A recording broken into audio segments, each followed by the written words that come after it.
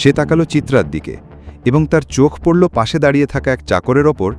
সে তাকাচ্ছিল নাকশের দিকে করুণা ভরা চোখে, কিন্তু নাকশের মুখেও একটুও ভাঁজ পড়েনি।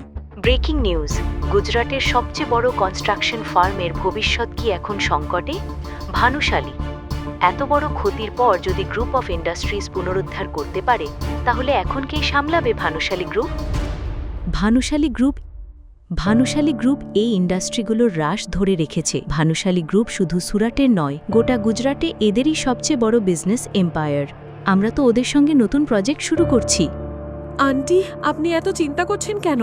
এটা হয়তো আমাদের জন্য একটা শুভ সংকেত হতে পারে। আমার মনে হয় আমাদের ওদের নতুন সিইওর সঙ্গে একটা ডিল করার চেষ্টা করা উচিত। নাকশের মুখে এক হালকা হাসি ফুটে উঠল, যা ওর চোখের উজ্জ্বলতা আরও বাড়িয়ে দিচ্ছিল। তারপর নাকশের চোখ পড়ল আনিকার বাবা রসিক জাভেরির দেয়ালে টাঙানো ছবিটার দিকে। গুরুজি, আপনি কি দেখছেন?